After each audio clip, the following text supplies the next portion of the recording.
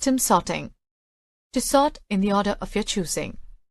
You can use a custom list to identify your own sorting order, such as days of the week, or in this example, t-shirt sizes from smallest to largest, small, medium, large, and extra large. 1. From the Data tab, click the Sort command to open the Sort dialog box. 2. Identify the column you want to sort by clicking the drop-down arrow in the column field. In this example, we will choose T-shirt size. 3. Make sure values is selected in the Sort On field. 4. Click the drop-down arrow in the Order field and choose Custom List. 5. Select New List and enter how you want your data sorted in the List Entries box. We will sort T-shirt sizes from smallest to largest. 6. Click Add to save the list, then click OK. 7. Click OK to close the Sort dialog box and sort your data. 8. The spreadsheet will be sorted in the order of small, medium, large, and extra large. To sort by cell color, font color, or cell icon. 1. From the Data tab, click the Sort command to open the Sort dialog box. 2. Identify the column you want to sort by clicking the drop-down arrow in the column field. 3. Choose whether you want to sort by cell color, font color, or cell icon in the Sort On field. In this example, we will sort on font color. 4. In the Order field, click the drop-down arrow to choose a color. Then decide whether you want it ordered on top or on bottom. 5. Click OK. The data is now sorted by attribute rather than text.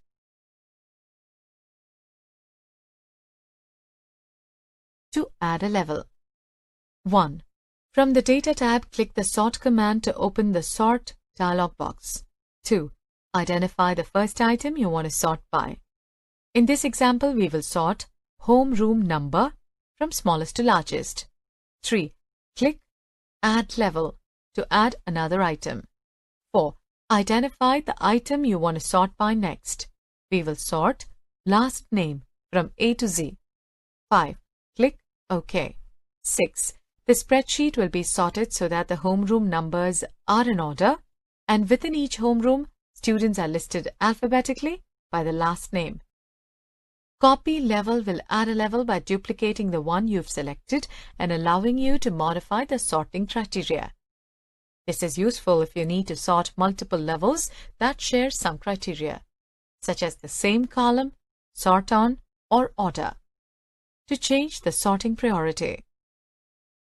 1.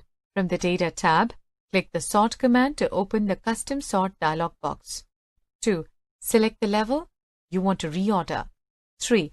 Use the Move Up or Move Down arrows. The higher the level is on the list, the higher is its priority. 4. Click OK. Outlining data. If the amount of data in your worksheet becomes overwhelming, creating an outline can help. Not only does this allow you to organize your data into groups and then show or hide them from view, but it also allows you to summarize data for quick analysis using the Subtotal command. For example, subtotaling the cost of office supplies depending on the type of product. In this lesson, you will learn how to outline your worksheet in order to summarize and control how your data is displayed. Outlines give you the ability to group data that you may want to show or hide from view and create a quick summary using the Subtotal command. Because outlines rely on grouping data that is related, you must sort before you can outline. To outline data using Subtotal. The Subtotal command can be used to outline your worksheet in many different ways. It uses common functions like sum, count, average, and more to summarize your data and place it in a group. In this example, we will use the Subtotal command to count the number of t-shirt sizes that were ordered at a local high school. This will also place each t-shirt size in a group, making it possible to show the count but hide the details that are not crucial to the placing of the order. such as the student's homeroom number and payment date. 1. Sort according to the data you want to outline. Outlines rely on grouping data that is related. In this example, we will outline the worksheet by t-shirt size, which has been sorted from smallest to largest. 2. Select the Data tab and locate the outline group. 3. Click the Subtotal command to open the Subtotal dialog box. 4. In the Add Each Change in field, select the column you want to use to outline your worksheet. In this example, we will choose T-shirt size. 5. In the Use Function field, choose from the list of functions that are available for subtotaling. We will use the count function to tally the number of each size. 6. Select the column you want the subtotal to appear in. We will choose the T-shirt size column. 7. Click OK. 8. The contents of your worksheet will be outlined. Each T-shirt size will be placed in its own group, and the subtotal, in this case, count, will be listed below each group. Showing or hiding data. To show or hide a group, 1. Click the minus sign, also known as the hide detail symbol, to collapse the group. 2. Click the plus sign, also known as the show detail symbol, to expand the group again. You can also use show detail or hide detail commands on the Data tab in the outline group. First, select a cell in the group you want to show or hide, then click the appropriate command. To view groups by level. The groups in your outline based on the hierarchy are placed on different levels. You can quickly display as little or as much information as you want by clicking the level symbols 1, 2, 3 to the left of your worksheet. In this example, we will view levels in descending order, starting with the entire worksheet on display, then finishing with the grand total. While this example contains only 3 levels, Microsoft Excel 2010 can accommodate up to 8. 1. Click the highest level, in this example level 3, to view and expand all of your groups. Viewing groups at the highest level will display the entirety of your worksheet. 2. Click the next level, in this example level 2, to hide the detail of the previous level. In this example, level 2 contains each subtotal. 3. Click the lowest level, level 1, to display the lowest level of detail. In this example, level 1 contains only the grand total. Moving groups and subtotaling. To ungroup data, 1.